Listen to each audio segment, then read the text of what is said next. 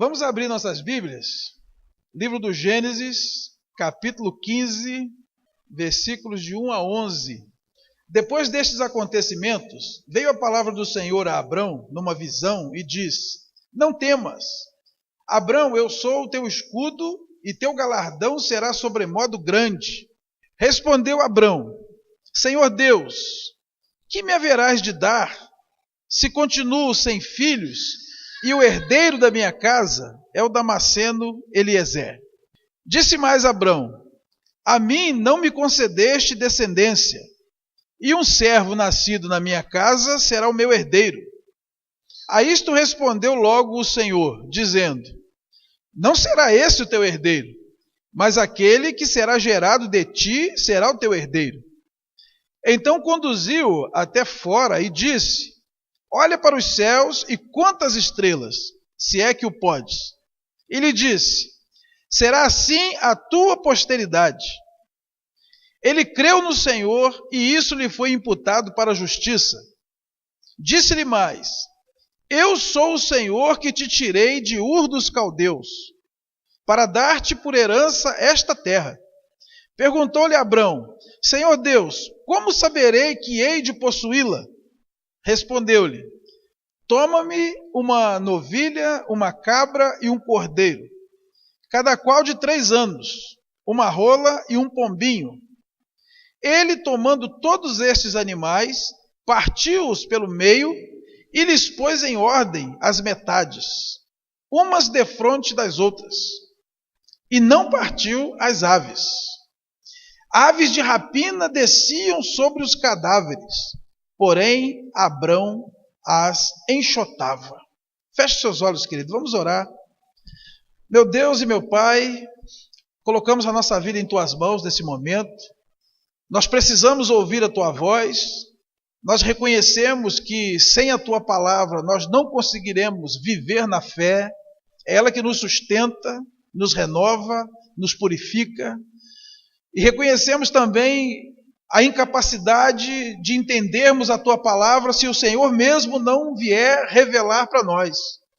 Com a nossa inteligência apenas isso não será possível. Então pedimos um milagre, uma ação sobrenatural do Teu Espírito. Pedimos, meu Deus, que haja nesse lugar a unção do entendimento, para que aquilo que o Senhor quiser falar seja entendido por nós e fique gravado em nosso coração, e que vire prática, vida no nosso cotidiano a partir de hoje. Meu Deus, mantenha esse lugar em segurança, mantenha esse lugar em ordem, acampa os Teus anjos aqui e repreenda toda manifestação do inimigo. Trata também conosco, no nosso corpo, tirando toda a dor, todo o cansaço, todo o sono. Toca também na nossa alma, tirando, ó Deus, todo aborrecimento, toda indiferença, toda frieza. Tira de nós tudo aquilo que atrapalha o entendimento da Tua palavra. E capacita-nos nessa noite a estar na Tua presença, porque reconhecemos que sem Ti nada podemos fazer. Muito obrigado por essa oportunidade. Nós te agradecemos em nome de Jesus. Amém. Pode assentar, queridos. Espantando os urubus do altar. Esse é o tema que eu quero compartilhar com a igreja nessa noite. Irmãos, essa experiência aqui é uma experiência do nosso irmão Abraão. Ele recebera de Deus uma grande promessa no capítulo 12 de Gênesis e já havia se passado um bom tempo. Ele já tinha tomado algumas decisões erradas. Se nós voltarmos à nossa Bíblia, aí nós vamos observar essas experiências. Ele desceu para o Egito por causa de uma fome. Ali ele falou mentira. Ali quase ele perdeu a sua esposa para o faraó. Depois ele arrumou uma contenda com seu sobrinho Ló. Eles tiveram que se separar. E Deus havia dito para ele deixar a terra, deixar a parentela. Ele obedeceu só a metade. Ele deixou a terra, mas não deixou a parentela, porque trouxe um parente junto. E ele veio a se separar do seu sobrinho. Depois ele se envolve numa guerra para resgatar o sobrinho, que tinha ido morar em Sodoma, e a guerra o atingiu. Ele foi levado como prisioneiro. Depois ele tem a experiência de se encontrar com Melquisedeque, que é um sacerdote representativo de Cristo no Antigo Testamento. Então muita coisa havia se passado e Abraão não havia recebido o cumprimento da promessa de Deus. Os irmãos sabem que toda promessa, ela passa pela prova do tempo. Entre a promessa e a vitória tem essa coisa chamada tempo. E nem sempre nós sabemos lidar com isso. Nós não sabemos esperar, nós não gostamos de esperar, mas isso é inevitável. Quando Deus faz uma promessa, nós precisamos lidar com o tempo entre a promessa e a conquista da vitória. E Abraão vem aqui aos trancos e barrancos, e daqui no capítulo 15, o Senhor aparece para ele. Deus de vez em quando aparece para Abraão para dizer, olha, eu não esqueci da promessa. Eu sei o que eu falei para você. Descansa, porque o dia da tua vitória vai chegar. Irmãos, Deus trabalhou na vida de Abraão cerca de 100 anos, até que a promessa se concretizasse. E ele tomou um monte de decisão errada, até lá. Inclusive arrumando filho com outra mulher, porque ele queria arrumar um jeito de que as promessas de Deus se cumprissem na vida dele de alguma maneira. E aqui quando Deus aparece para ele, o animando, ele então dá uma reclamada com Deus. Mas poxa, nada acontece. E Deus fala para ele duas coisas apenas. Deus falou para ele, ó, enquanto a vitória não chega, você tem que fazer duas coisas. Primeiro você tem que olhar para cima. Olha para o céu. Olha para o céu e vai contando estrela aí. E segundo, você tem que oferecer sacrifício na terra. Sacrifício no Antigo Testamento é louvor. Enquanto a vitória não chega, enquanto você aguarda o cumprimento da promessa, você olha para cima, olha para o céu e você oferece sacrifício a Deus. Então Abraão imediatamente se dispõe a obedecer a Deus, ele pega alguns animais e oferece a Deus em sacrifício. E diz a palavra de Deus que quando ele oferece esse sacrifício, aqui fala de um novilho, uma cabra, um cordeiro, rolinha, pombinho. Quando ele oferece, aves de rapina descem sobre o holocausto e tentam roubar o sacrifício de Abraão. As aves de rapina no Antigo Testamento são animais impuros. Logo depois vem a relação dos animais impuros. Deus classificou alguns animais que ele mesmo criou como sendo impuros para representar para nós que, assim como Israel não podia ter contato com animais imundos, nós não poderíamos ter contato com os espíritos imundos. Então as aves de rapina, poderia ser um urubu, poderia ser um abutre, eles representam no Antigo Testamento aquilo que os demônios são no Novo Testamento. Isso fica para nós patente lá na carta de Paulo aos Colossenses, no capítulo 2. E despojando os principados e as potestades, publicamente os expôs ao desprezo, triunfando deles na cruz. Ninguém, pois, vos julgue por causa de comida e bebida, ou dia de festa, ou lua nova, ou sábados, porque tudo isso tem sido sombra das coisas que haviam de vir, porém o corpo é de Cristo. Então Paulo aqui vem doutrinando a igreja, dizendo que as coisas do Antigo Testamento são sombras das coisas do Novo Testamento.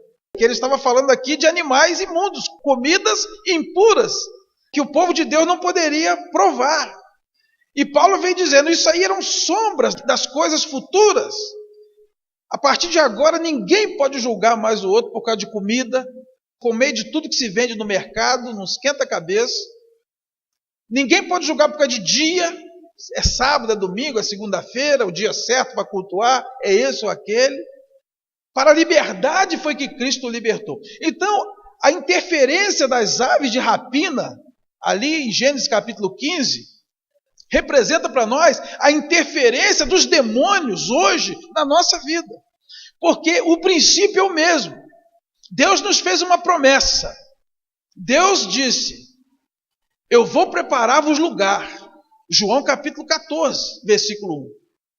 Eu vou preparar-vos lugar para que onde eu estiver, vocês estejam também. E eu venho buscar vocês. A igreja aguarda uma promessa, a promessa de ser levada para o céu. Mas enquanto esse dia não chega, nós estamos caminhando nesse grande deserto, como Abraão caminhava ali. na sua peregrinação, que durou quase 100 anos. A nossa nem sei se vai durar tanto. E o princípio é o mesmo para hoje. Como é que nós temos que nos comportar nessa peregrinação? Olhando para cima e oferecendo sacrifício a Deus. Sacrifício de louvor. Hoje nós não precisamos mais oferecer animais no altar. Todo mundo sabe disso. Mas a nossa vida hoje é uma vida de louvor e adoração a Deus nessa terra. E os irmãos podem ter certeza, o inimigo fará de tudo para roubar a oferta que nós trazemos para Deus. O inimigo fará de tudo para descer sobre a oferta, sobre o sacrifício. Roubar o nosso louvor, roubar a nossa oração, roubar a nossa adoração, roubar o cântico dos nossos lábios, roubar os dízimos e as ofertas que nós separamos para trazer no altar de Deus, roubar a santidade das nossas vidas. Então aquilo que Deus falou para nós, enquanto você estiver peregrinando, você oferece sacrifício, o inimigo vai querer interferir para atrapalhar. E essa é a nossa luta diária. Espantar os urubus do altar. Porque isso é responsabilidade nossa. Abraão ofereceu sacrifício. Quando os abutres desceram, Deus podia ter mandado um raio espantado. Opa, esse holocausto é meu. Não. Abraão teve que ir lá e enxotar as aves de rapina. Abraão teve que zelar pelo sacrifício que ele estava prestando a Deus. E é sobre isso que eu quero compartilhar com a igreja nessa noite. A nossa responsabilidade em manter íntegro o nosso louvor e a nossa adoração ao nosso Deus. A primeira coisa que eu quero conversar com a igreja é que hoje o altar de Deus é a nossa vida. Vamos ler em Romanos capítulo 12, versículos 1 e 2. Rogo-vos, pois, irmãos, pelas misericórdias de Deus, que apresenteis o vosso corpo por sacrifício vivo, santo e agradável a Deus, que é o vosso culto racional. E não vos conformeis com este século, mas transformai-vos pela renovação da vossa mente, para que experimenteis qual seja a boa, agradável e perfeita vontade de Deus. Nesta peregrinação, nós precisamos experimentar a vontade de Deus, que é boa, perfeita e agradável. Ponto. E para que isso aconteça, é uma condição essencial que a gente se apresente a Deus como um sacrifício vivo. No Antigo Testamento, o sacrifício era morto. Abraão imolou esses animais. Alguns ele abriu pelo meio, outros ele botou lá inteiro, mas todos os animais que eram levados para a oferta eram sacrificados, e eles eram apresentados mortos. Só que Jesus Cristo veio lá em Hebreus capítulo 7, versículos 22 e 25 a 27, olha o que diz. Por isso mesmo, Jesus se tem tornado fiador de superior aliança. Por isso também pode salvar totalmente os que por ele se chegam a Deus, vivendo sempre para interceder por eles. Com efeito, nos convinha um sumo sacerdote como este, santo, inculpável, sem mácula, separado dos pecadores e feito mais alto do que os céus, que não tem necessidade, como os sumos sacerdotes, de oferecer todos os dias sacrifícios, primeiro por seus próprios pecados, depois pelos do povo, porque fez isto uma vez por todas, quando a si mesmo se ofereceu. Então Jesus ofereceu um sacrifício perfeito, uma única vez, o justo pelos injustos, o inocente pelo pecador, para que ninguém mais precise fazer sacrifício, ninguém mais precise imolar bicho, muito menos seres humanos, para agradar a Deus de alguma maneira. Nós nos apresentamos a Deus em nome de Jesus, como sacrifício vivo a Ele. O nosso coração agora é o seu altar. Então nós sacrificamos a nós mesmos. A Bíblia o tempo todo diz que nós temos que morrer para o mundo e reviver para Deus. Paulo disse, eu estou morto para o mundo e vivo para Deus. Quem ama a sua vida, perdê-la-á. Mas quem perde a sua vida por causa de Jesus, achá-la-á. Esse é o sacrifício. Eu renuncio a minha vida. Eu morro para o mundo, eu morro para mim mesmo. Logo já não sou eu quem vive, Cristo vive em mim e me ofereço como um sacrifício vivo a Deus, santo e agradável. Um culto racional. Então o nosso sacrifício hoje é o culto, é a oferta, é o louvor, é a adoração. É isso que sobe a Deus como um aroma suave. No Antigo Testamento, aqueles animais eram sacrificados e a fumaça do holocausto subia à presença de Deus como um aroma suave. E até nisso Deus tem bom gosto, porque o cheirinho de churrasco é bom, né? Lá em Apocalipse diz que agora o incenso, a fumaça, são as orações dos santos, que sobem à presença de Deus como um aroma suave. Então, nós somos hoje o altar de Deus. Hoje o sacrifício é vivo. Agora tem um perigo, né, da oferta viva. O perigo da oferta viva é que ela pode escapulir do altar, né? Então compete a mim e a você viver de tal maneira que a nossa vida fique realmente oferecida no altar de Deus como um sacrifício vivo, como um aroma suave a Ele. O segundo ponto, o inimigo sempre tentará profanar o altar de Deus. Isso não é de hoje, isso é desde sempre. Vamos abrir nossas Bíblias em Daniel, capítulo 5, versículos de 1 a 6. O rei Belsazar deu um grande banquete a 1000 dos seus grandes e bebeu vinho na presença dos 1000. E enquanto Belsazar bebia e apreciava o vinho, mandou trazer os utensílios de ouro e de prata que Nabucodonosor, seu pai, tirara do templo que estava em Jerusalém, para que neles bebessem o rei e os seus grandes, as suas mulheres e concubinas. Então trouxeram os utensílios de ouro que foram tirados do templo da casa de Deus, que estava em Jerusalém, e beberam neles o rei, os seus grandes e as suas mulheres e concubinas. Beberam o vinho e deram louvores aos seus deuses de ouro, de prata, de bronze, de ferro, de madeira e de pedra. No mesmo instante apareceram uns dedos de mão de homem e escreviam defronte do candeeiro, na caiadura da parede do palácio real. E o rei via os dedos que estavam escrevendo. Então se mudou o semblante do rei e os seus pensamentos o turbaram. As juntas dos seus lombos se relaxaram e os seus joelhos batiam um no outro. Olha o gosto que aqueles reis, inimigos do povo de Deus, tinham. Sempre que eles venciam a guerra e escravizavam o povo judeu, eles mandavam pegar aqueles utensílios sagrados do templo e levavam para profanar. O cara bebia vinho, mas ele queria beber vinho no copinho da ceia, para profanar o altar de Deus. Todos os inimigos gostavam de fazer isso. E os irmãos sabem que os inimigos do povo de Deus no Antigo Testamento são também representativos dos nossos inimigos espirituais hoje. Nós só temos um inimigo, que é o Satanás. Todos os inimigos gostavam de profanar os utensílios sagrados do templo. E nós sabemos que hoje não há mais utensílios sagrados do templo em termos de objetos.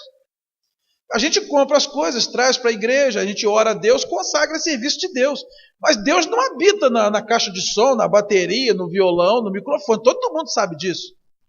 Hoje os objetos sagrados da casa de Deus são outros. Quem são os objetos sagrados da casa de Deus? São os crentes.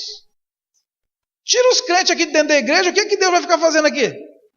Ele não habita em templos feitos por mãos humanas. Deus habita nas pessoas. Deus habita na comunhão. Deus habita na congregação. Deus habita em nós.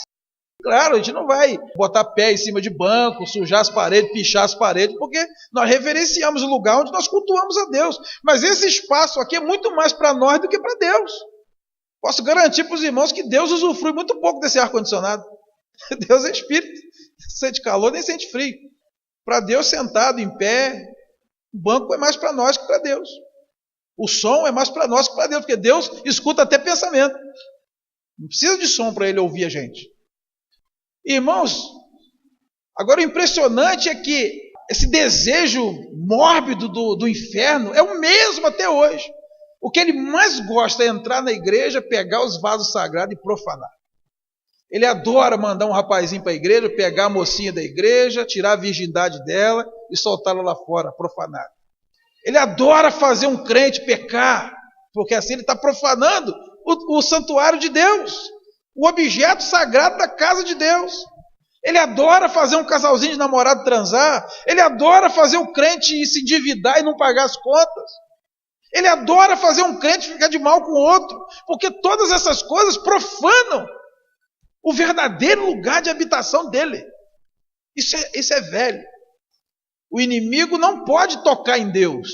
Então ele quer tocar naquilo que é de Deus. No Antigo Testamento ele gostava de tocar nos objetos sagrados.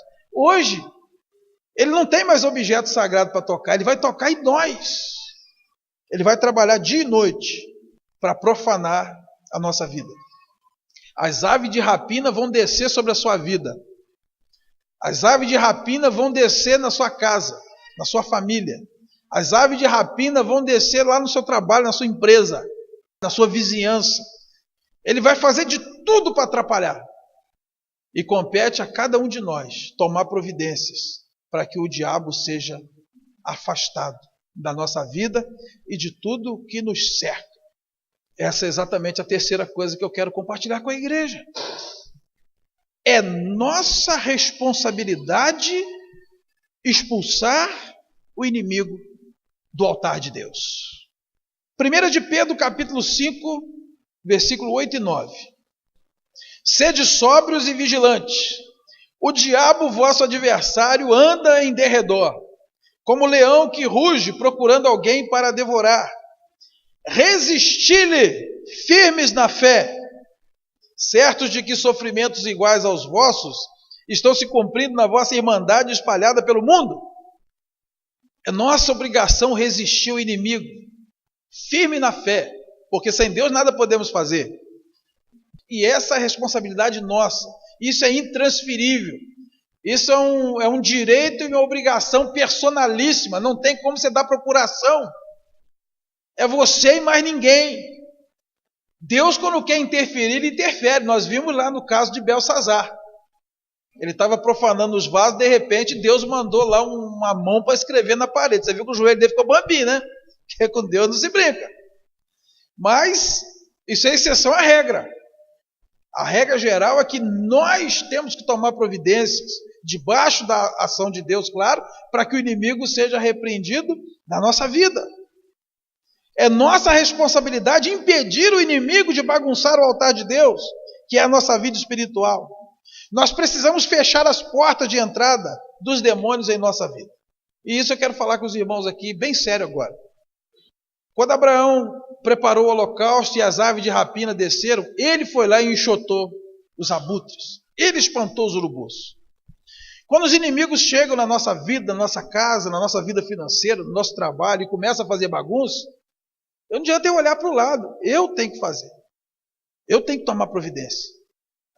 E a primeira coisa que eu preciso ver é se eu não abrir porta para que o inimigo esteja fazendo aquilo que está fazendo.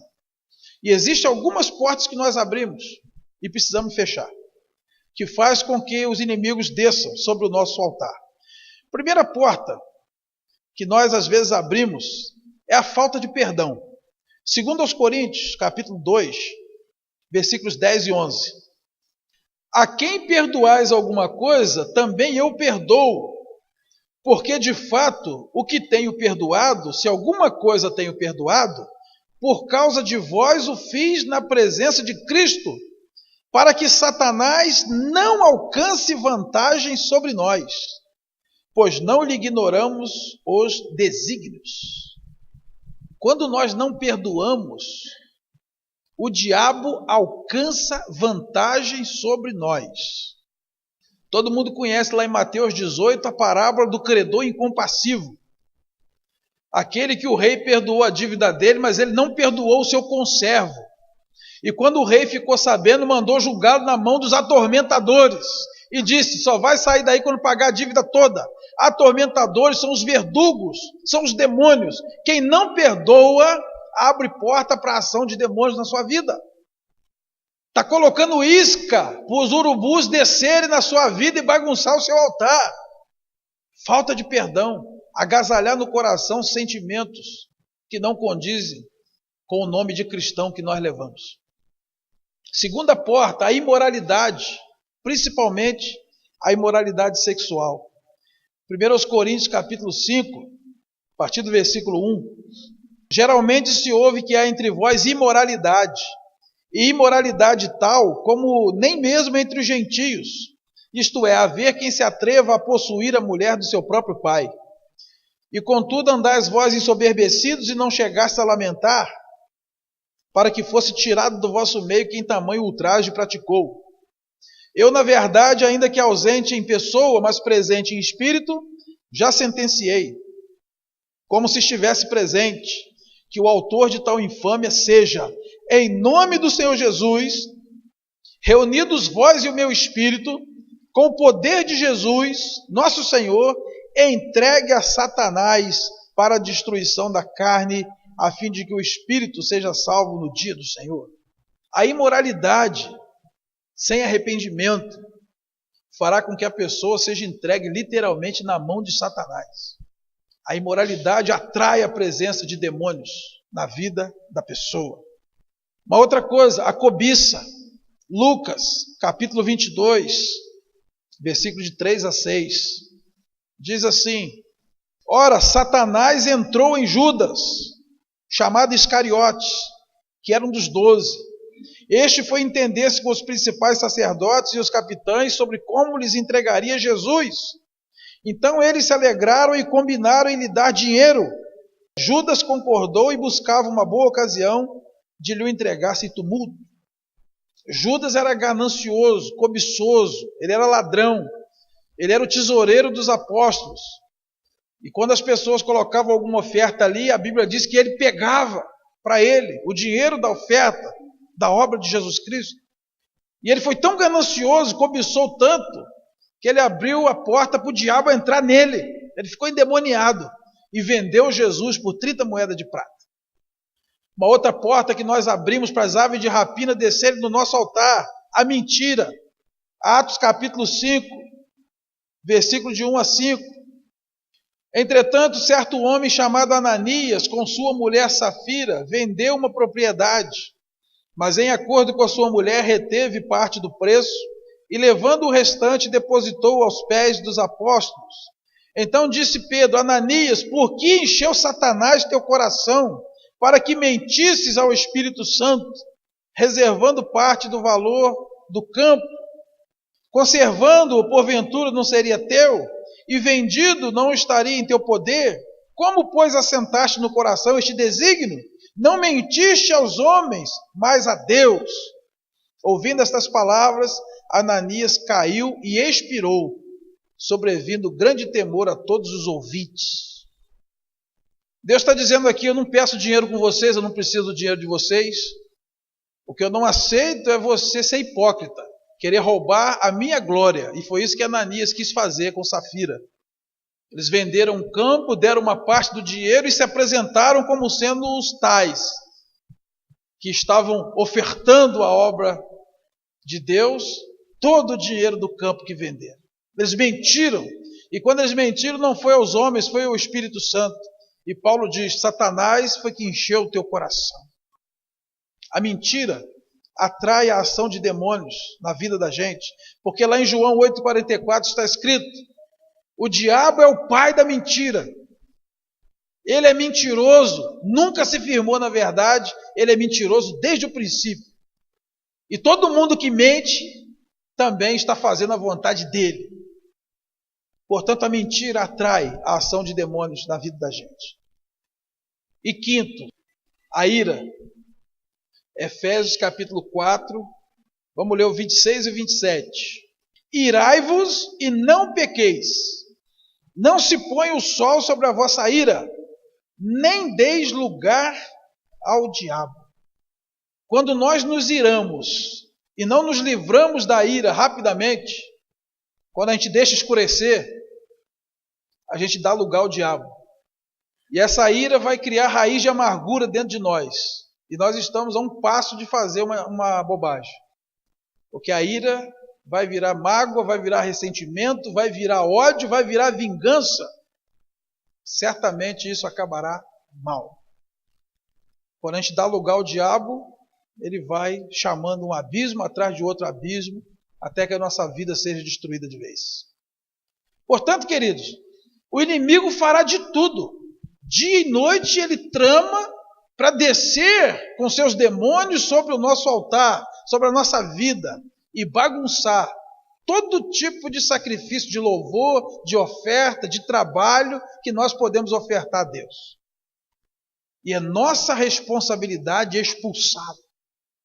Nós precisamos sair daqui hoje imbuídos do propósito de espantar os urubus do nosso sacrifício, espantar os urubus da nossa vida espiritual, do nosso namoro, do nosso casamento, da nossa casa, do nosso trabalho, da nossa vida financeira, dos nossos relacionamentos. É responsabilidade minha e sua espantar as aves de rapina, expulsar os demônios que vêm descendo sobre nós para destruir o altar de Deus e fazer com que nós não sejamos bem-sucedidos na caminhada. Fazer com que a gente não alcance o cumprimento das promessas. Porque se o inimigo conseguir baixar sobre o nosso altar e nos profanar, provavelmente nós não veremos o cumprimento das promessas de Deus na nossa vida. Se Abraão tivesse deixado tudo, desistido e voltado para Ur dos Caldeus, Isaac não teria nascido. E foi quase 100 anos depois. Ele passou por uma prova dura. Talvez haja pessoas aqui que estão esperando há mais de um ano o cumprimento de uma promessa. 5 anos, 10 anos, 30 anos, 50 anos. E o tempo é nosso inimigo. E é nessa linha do tempo que o Satanás vai tentar descer para nos frustrar, para nos destruir, para nos profanar. E nós temos que ficar firmes na fé. Lá em João capítulo 14, versículo 30, Jesus fala assim, vem aí o príncipe deste mundo, e ele nada tem em mim. Olha que coisa, hein?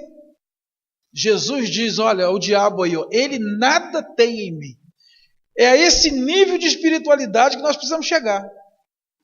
De olhar para o diabo e dizer, você não tem nada em mim. Minha vida está inteiramente sacrificada no altar de Deus. E para que isso aconteça, nós precisamos repreender e resistir a toda ação do inferno contra a nossa vida. Tiago capítulo 4, versículo 7 diz, sujeitai-vos a Deus e resisti ao diabo, e ele fugirá de vós. É com uma vida de dependência a Deus, de obediência a Deus, de humildade diante de Deus, que nós vamos conseguir resistir ao diabo e ele fugirá de nós. Nós estaremos assim espantando as aves de rapina, toda a casta de demônios da nossa vida e de tudo aquilo que é nosso, em nome de Jesus. Aqui